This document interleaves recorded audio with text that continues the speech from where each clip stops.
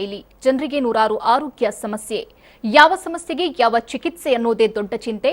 ಇಂತಹ ಸಮಸ್ಯೆ ಇರೋರಿಗೆ ಒಂದೇ ವೇದಿಕೆಯಲ್ಲಿ ಸಿಗುತ್ತೆ ಉತ್ತರ. ಇದೇ ಟಿವಿ9ನ ವಿಶೇಷ ಕಾರ್ಯಕ್ರಮ ನಿಮ್ಮ ಡಾಕ್ಟರ್.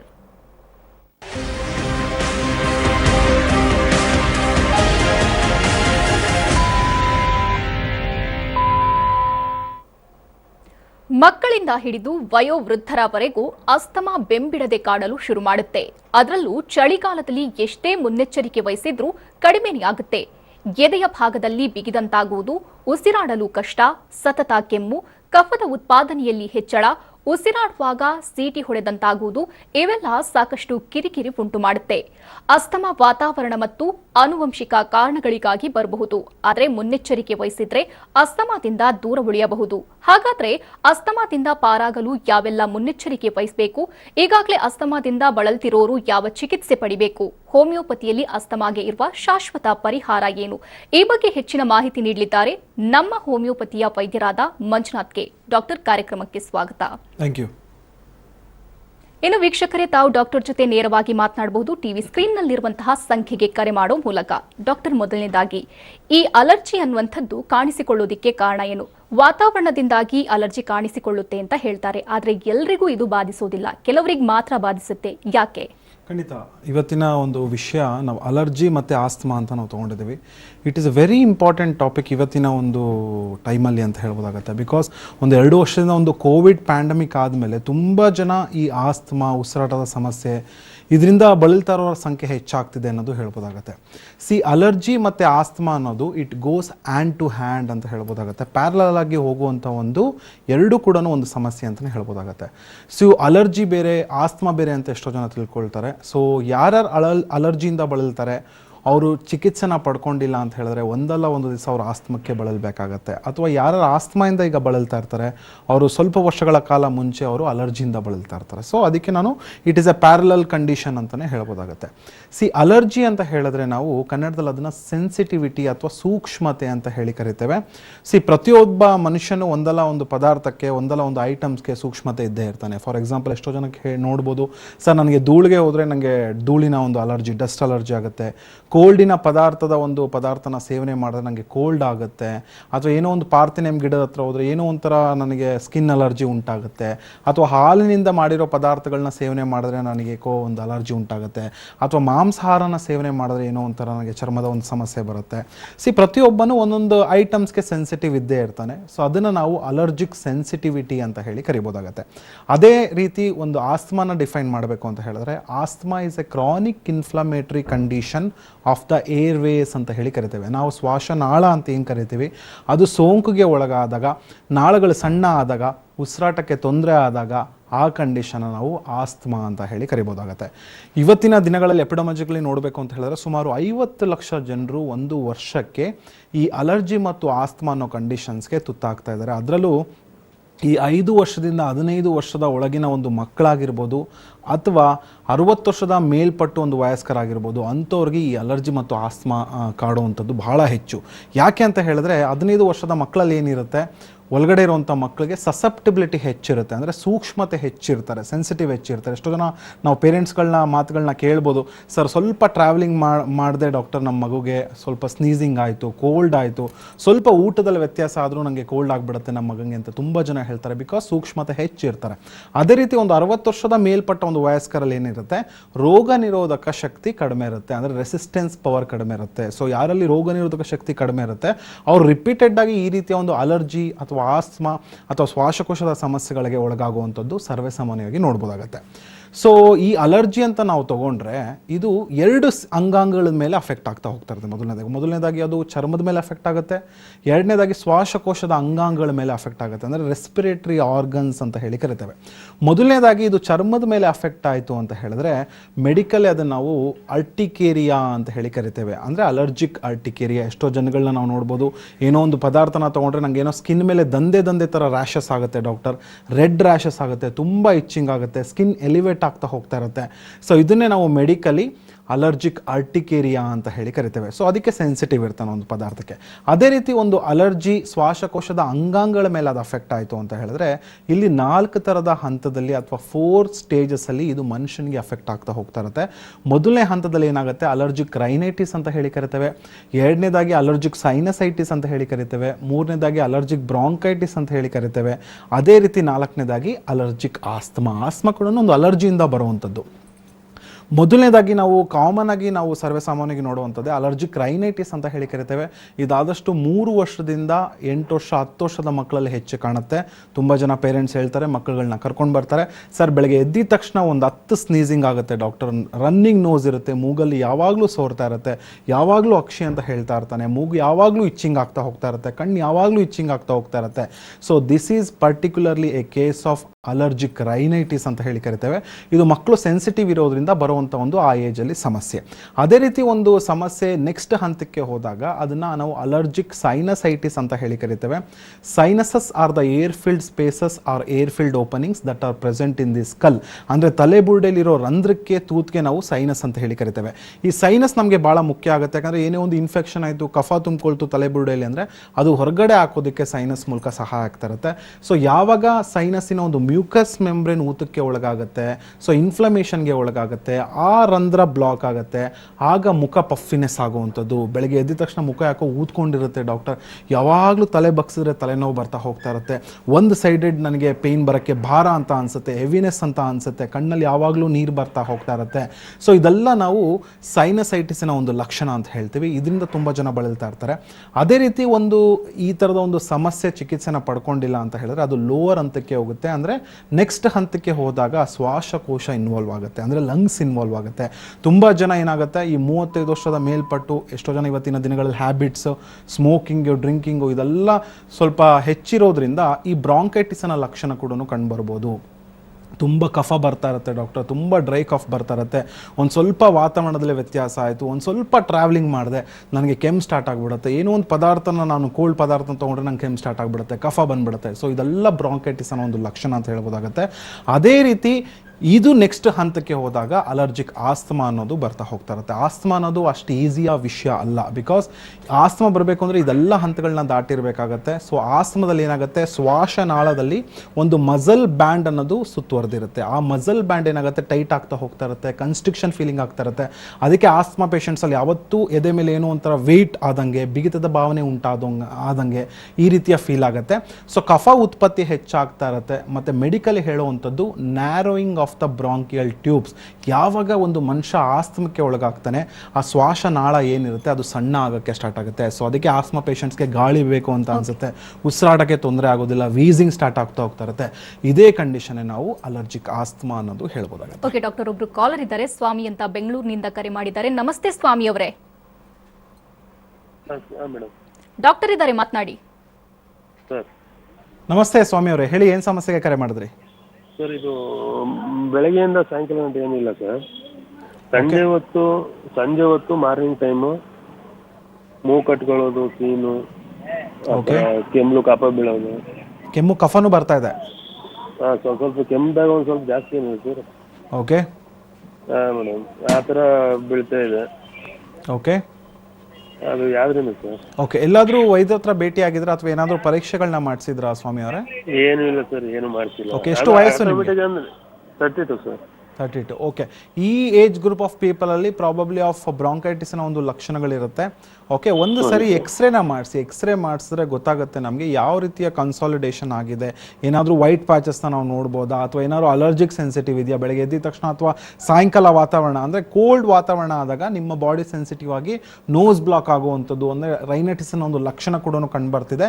ಸೊ ರಕ್ತದಲ್ಲಿ ಇಯಸನೋಫಿಲ್ಸ್ ಅಂತ ಇರುತ್ತೆ, ಅದು ಹೆಚ್ಚಿರುತ್ತೆ ನಿಮ್ಮ ದೇಹದಲ್ಲಿ. ಅಂದರೆ ರೋಗ ನಿರೋಧಕ ಶಕ್ತಿ ನಿಮಗೆ ಕಡಿಮೆ ಆಗ್ತಾ ಬರ್ತಾ ಇದೆ, ಅಂದರೆ ಕುಗ್ತಾ ಬರ್ತಾ ಇದೆ.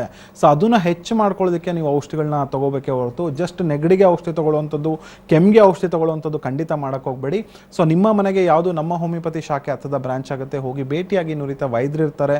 ಸೊ ನಿಮ್ಗೆ ಕರೆಕ್ಟಾಗಿ ಪರಿಶೀಲನೆ ಮಾಡಿ ಯಾವ ಔಷಧಿಗಳನ್ನ ಕೊಡಬೇಕು, ಯಾವ ಸಮಸ್ಯೆಯಿಂದ ಬಳಲ್ತಾ ಇದ್ದಾರೆ ಅಂತ ತಿಳ್ಕೊಂಡು ಔಷಧಿಗಳನ್ನ ನೀವು ಪಡ್ಕೊಳ್ಬೋದಾಗತ್ತೆ.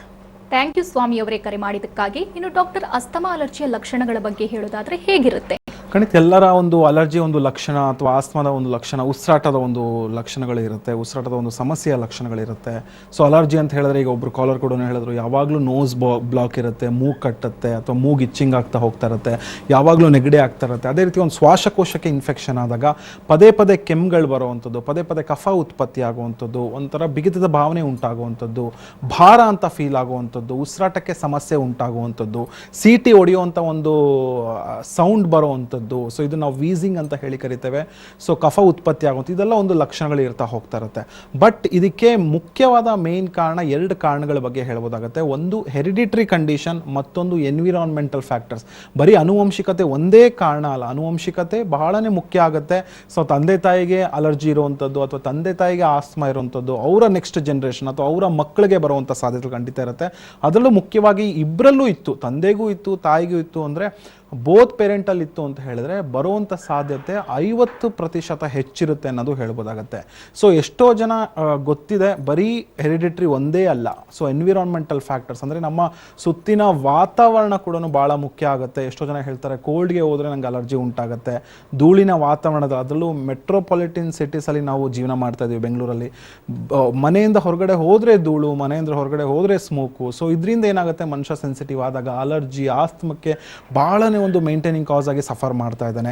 ಎಷ್ಟೋ ಜನ ಈಗ ಗಾರ್ಮೆಂಟ್ಸಲ್ಲಿ ಕೆಲಸ ಮಾಡ್ತಾ ಇರ್ತಾರೆ. ಗಾರ್ಮೆಂಟ್ಸಲ್ಲಿ ಬರುವಂಥ ಒಂದು ಫೈನ್ ಡಸ್ಟ್ಗಳಾಗಿರ್ಬೋದು, ಮರಗಳಿಂದ ಬೀಳುವಂಥ ಒಂದು ಪೋಲನ್ಸ್ ಆಗಿರ್ಬೋದು, ಇದಕ್ಕೆ ಮನುಷ್ಯ ಸೆನ್ಸಿಟಿವ್ ಇರ್ತಾನೆ. ಅಥವಾ ಎಷ್ಟೋ ಜನ ಮನೆಯಲ್ಲಿ ಈ ಬೆಕ್ಗಳನ್ನ ಸಾಕಿರ್ತಾರೆ, ನಾಯಿಗಳನ್ನ ಸಾಕಿರ್ತಾರೆ, ಪೆಟ್ ಡ್ಯಾಂಡರ್ಸ್ ಅಂತ ಹೇಳಿ ಕರಿತೇವೆ. ಅದರಿಂದ ಬರುವಂಥ ಒಂದು ಕೂದಲುಗಳಾಗಿರ್ಬೋದು, ಎಕ್ಸ್ಕ್ರೀಷನ್ ಆಗಿರ್ಬೋದು, ಅದರ ಸಲೈವ ಆಗಿರ್ಬೋದು, ಇದಕ್ಕೂ ಕೂಡ ಮನುಷ್ಯ ಅಲರ್ಜಿ ಆಸ್ತಮಕ್ಕೆ ಒಳಗಾಗ್ತಾನೆ. ಸೊ ಬರೀ ಅನುವಂಶಿಕತೆ ಒಂದೇ ಕಾರಣ ಅಲ್ಲ, ನಿಮ್ಮ ರೋಗ ನಿರೋಧಕ ಶಕ್ತಿ ಕಡಿಮೆ ಆಗೋದಕ್ಕೆ ವಾತಾವರಣದ ನಾನಾ ಥರದ ಒಂದು ಕಾರಣಗಳಿರುತ್ತೆ. ಅದನ್ನು ಕರೆಕ್ಟಾಗಿ ಪರಿಶೀಲನೆ ಮಾಡಿ ಕರೆಕ್ಟಾದ ಒಂದು ಸಮಯದಲ್ಲಿ ಚಿಕಿತ್ಸೆನ ಪಡ್ಕೊಳ್ಬೇಕು. ಎಷ್ಟೋ ಜನ ಇದನ್ನು ನೆಗ್ಲೆಕ್ಟ್ ಮಾಡ್ತಾರೆ ಪೇರೆಂಟ್ಸು. ಮಕ್ಕಳಲ್ಲಿ ನೆಗಡಿ ಕಾಮನ್ ಅಲ್ವಾ ಡಾಕ್ಟರ್, ಮಕ್ಕಳಲ್ಲಿ ಉಸಿರಾಟದ ಸಮಸ್ಯೆ ಕಾಮನ್ ಅಲ್ವಾ ಅಂತ ಹೇಳಿ ಎಷ್ಟೋ ಜನ ಏನು ಮಾಡ್ತಾರೆ, 15 ವರ್ಷ ಆದಮೇಲೆ ವಾಸಿ ಆಗುತ್ತೆ, 20 ವರ್ಷ ಆದಮೇಲೆ ವಾಸಿ ಆಗುತ್ತೆ ಅಂತ ರಾಂಗ್ ಡೈರೆಕ್ಷನ್ಸ್ನ ಕೊಡ್ತಾ ಹೋಗ್ತಾ ಇರ್ತಾರೆ. ಅದು ಖಂಡಿತ ತಪ್ಪು. ಸಮಸ್ಯೆನ ಸಣ್ಣ ಒಂದು ರೂಟ್ ಕಾಸಲ್ಲೇ ತೆಗೆದ್ರೆ ಅಥವಾ ಅದರ ಇಂಟೆನ್ಸಿಟಿ ಕಡಿಮೆ ಇದ್ದಾಗ ಔಷಧಿಗಳನ್ನ ತೊಗೊಂಡ್ರೆ ಮುಂದೆ ಬರೀ ಪರಿಣಾಮಕಾರದ ಕಂಡೀಷನ್ಸ್ನ ನಾವು ಖಂಡಿತ ಅವಾಯ್ಡ್ ಮಾಡ್ಬೋದು. ಆಸ್ತಮಾ ಬರೋದನ್ನು ಮಕ್ಕಳಲ್ಲಿ ಮುಂದೆ ಖಂಡಿತವಾಗಿ ನಾವು ಅವಾಯ್ಡ್ ಮಾಡ್ತಾ ಬರ್ಬೋದು ಅನ್ನೋದು ಈ ಮೂಲಕ ಹೇಳ್ಬೋದಾಗತ್ತೆ. ಓಕೆ ಡಾಕ್ಟರ್, ಆಸ್ತಮಾ ಅಲರ್ಜಿ ಬಗ್ಗೆ ಮತ್ತಷ್ಟು ಮಾಹಿತಿ ತಮ್ಮಿಂದ ಪಡಿತೇನೆ. ನಿಮ್ಮ ಡಾಕ್ಟರ್ ಮುಂದುವರಿಯುತ್ತೆ ಸ್ಮಾಲ್ ಬ್ರೇಕ್ನ ನಂತರ. Don't go too far.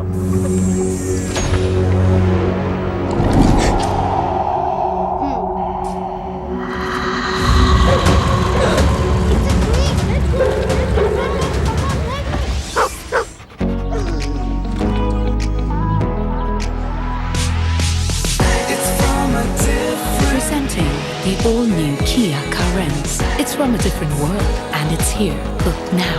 Kia, movement that inspires.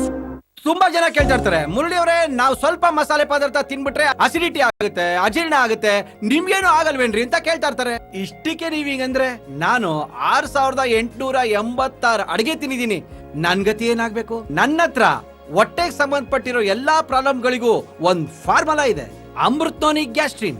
ಇದು ಅಜೀರ್ಣ, ಅಸಿಡಿಟಿ, ಗ್ಯಾಸ್ ಟ್ರಬಲ್ ಈ ಎಲ್ಲಾ ಪ್ರಾಬ್ಲಮ್ ದೂರ ಮಾಡುತ್ತೆ. ಕಾರಣಗಳು ಹಲವಿರಲಿ, ನಿವಾರಣೆಗೆ ಇರುವುದು ಒಂದೇ, ಅಮೃತೋನಿ ಗ್ಯಾಸ್ಟ್ರಿನ್. ಕೋವಿಡ್ ವಿರುದ್ಧ ರಕ್ಷಣೆಯನ್ನು ಕಡಿಮೆ ಮಾಡಿಕೊಳ್ಳಬೇಡಿ, ಸುರಕ್ಷಿತವಾಗಿ ಇರಿ. ನೀವು ಮತ್ತು ನಿಮ್ಮ ಪ್ರೀತಿ ಪಾತ್ರರನ್ನು ರಕ್ಷಿಸಿಕೊಳ್ಳಿ. ಸ್ಟಾರ್ ಹೆಲ್ತ್ ಇನ್ಶೂರೆನ್ಸ್ ಯಾವಾಗಲೂ ತಮ್ಮ ಸೇವೆಯಲ್ಲಿ. ನಿಶಾ ಕೂದಲಿಗೆ ನೀಡುತ್ತೆ ನ್ಯಾಚುರಲ್ ಕಲರ್, ಹೆನಾ ಕಂಡೀಷನಿಂಗ್ ಮತ್ತೆ ಸಖತ್ shine. Nisha natural henna based hair colour. ಜನರು ಬಂದು ಹೇಳ್ತಾರೆ, ಐಸ್ ಕ್ರೀಮ್, ಬಿಸಿಯಾಗಿರುವಂತ ಕಾಫಿ ತಿಂದಾಗ ನನ್ನ ಹಲ್ಲು ಜುಮ್ ಆಯ್ತು ಅಂತ ಅಂದ್ಬಿಟ್ಟು ಹಂಗಂತಾರೆ. ಸಂವೇದನಾಶೀಲತೆ ಹಂಗೆ ಹೋಗಲ್ಲ. ಸೆನ್ಸೊಡೈನ್ ಟೂತ್ ಪೇಸ್ಟ್ ಸಂವೇದನಾಶೀಲತೆಯಿಂದ ಸುರಕ್ಷಣೆ ನೀಡುತ್ತೆ. ಅದು ಜನರು ಬಂದು ಇಷ್ಟ ಬಂದಿದ್ದು ನಾನು ತಿನ್ಬೋದು ಅಂತ ಸೆನ್ಸೊಡೈನ್ ಅಂತ ಅಂದ್ಬಿಟ್ಟು ರೆಕಮೆಂಡ್ ಮಾಡ್ತೀನಿ. ದುಬಾರಿ ಔಷಧಿಗಳು ಜನರಿಂದ ಮಾಡಿಸುತ್ತದೆ ಖರ್ಚು ನಾಟ್ಯಂ. ಆದ್ರೆ ಫಾರ್ಮ್ ಈಸಿಯಲ್ಲಿ ಔಷಧ 20% ಕಡಿಮೆಗೆ ಸಿಗುವಾಗ ಜನರು ಮಾಡ್ತಾರೆ. ಈಗಲೇ ಡೌನ್ಲೋಡ್ ಮಾಡಿ.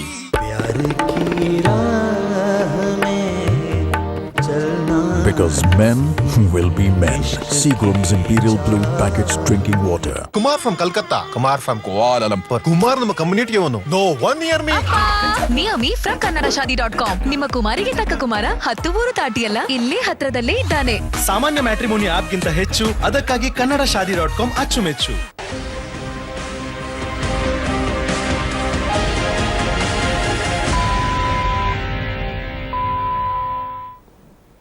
ನಿಮ್ಮ ಡಾಕ್ಟರ್ ಕಾರ್ಯಕ್ರಮಕ್ಕೆ ಮತ್ತೆ ಸ್ವಾಗತ. ಸಲೀಂ ಮಂಡ್ಯದಿಂದ ಕರೆ ಮಾಡಿದ್ದಾರೆ. ನಮಸ್ತೆ ಸಲೀಂ ಅವರೇ.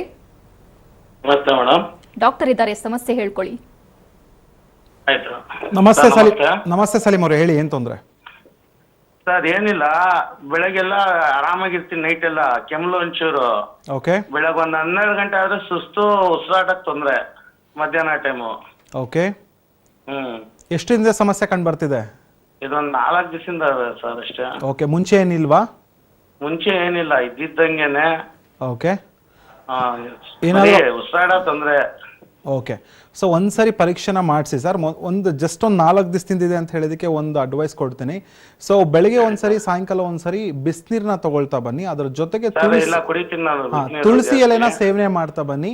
ಸೊ ಆದಷ್ಟು ನೀವೇನಾದ್ರೂ ವೆಯ್ಟ್ ಜಾಸ್ತಿ ಆಗ್ತಿದ್ರೆ ಅಥವಾ ನಿಮ್ಮ ರೋಗ ನಿರೋಧಕ ಶಕ್ತಿ ಕಡಿಮೆ ಆಗ್ತಿದ್ರೆ ಅಥವಾ ಏನಾದ್ರೂ ಅಭ್ಯಾಸಗಳಿದ್ರೆ ಖಂಡಿತ ಸ್ವಲ್ಪ ಸ್ಟಾಪ್ ಮಾಡಬೇಕಾಗತ್ತೆ. ಬಿಕಾಸ್ ಹಂತಗಳು ಜಾಸ್ತಿ ಆಗ್ತೈತೆ ದಿನ.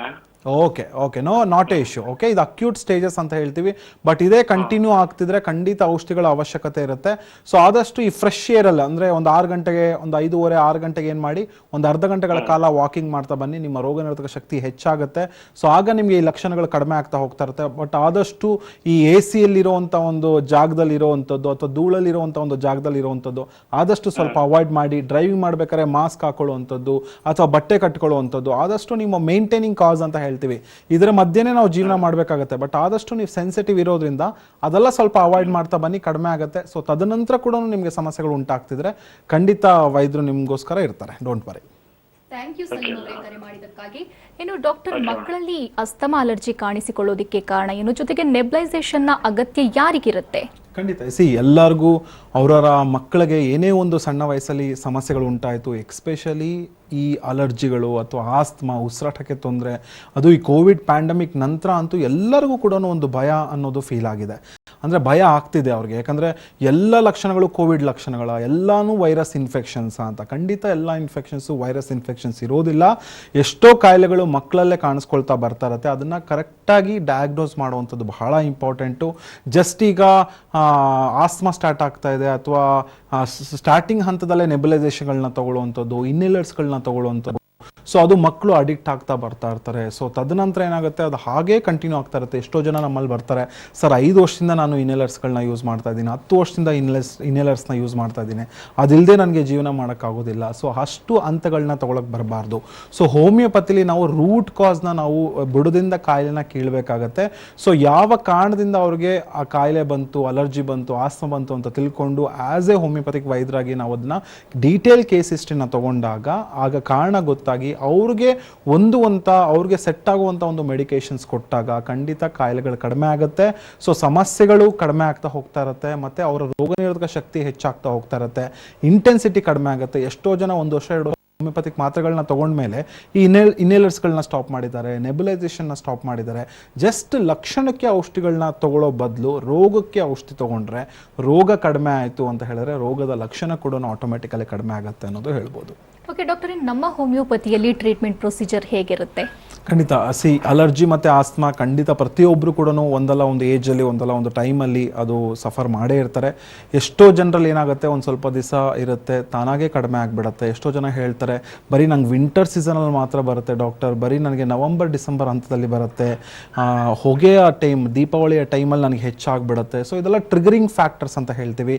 ಆಸ್ತಮಾ ಅಲರ್ಜಿಯನ್ನು ನಾವು ಕರೆಕ್ಟಾಗಿ ಟ್ರೀಟ್ಮೆಂಟ್ ಕೊಟ್ಟಿಲ್ಲ ಅಂತ ಹೇಳಿದ್ರೆ ಕಾಂಪ್ಲಿಕೇಶನ್ಸ್ಗೆ ಒಳಗಾಗ್ಬಿಡುತ್ತೆ. ಕನ್ಸಾಲಿಡೇಷನ್ ಆಫ್ ದಿ ಲಂಗ್ಸ್ ಅಂತ ಹೇಳ್ತೀವಿ ಅಥವಾ ನ್ಯೂಮೋ ಅಂತ ಹೇಳ್ತೀವಿ. ಎಷ್ಟೋ ಜನ ನ್ಯೂಮೋನಿಯಿಂದ ಮಕ್ಕಳು ತೀರ್ಕೊಂಡಿದ್ದಾರೆ. ಇಷ್ಟರ ಮಟ್ಟಿಗೆ ಕಾಂಪ್ಲಿಕೇಶನ್ಸ್ ಆಗುತ್ತೆ, ರೆಸ್ಪಿರೇಟರಿ ಫೇಲ್ಯೂರ್ ಆಗುತ್ತೆ. ಸೊ ಜಸ್ಟ್ ನಾವು ಮಾತ್ರೆಗಳು ಕೊಡೋದಲ್ಲ, ಕರೆಕ್ಟಾಗಿ ಒಂದು ಪರೀಕ್ಷೆಗಳನ್ನ ಮಾಡಿಸ್ಬೇಕು. ರಕ್ತ ಪರೀಕ್ಷೆಗಳನ್ನ ಮಾಡಿಸ್ತೀವಿ. AEC ಅಂತ ಹೇಳ್ತೀವಿ, ಅಬ್ಸಲ್ಯೂಟ್ ಟಿಯೋಸಿನೋಫಿಲಿಕ್ ಕೌಂಟ್ ಅಂತ, ಅದು 40ರಿಂದ 440 ಇರಬೇಕಾಗತ್ತೆ.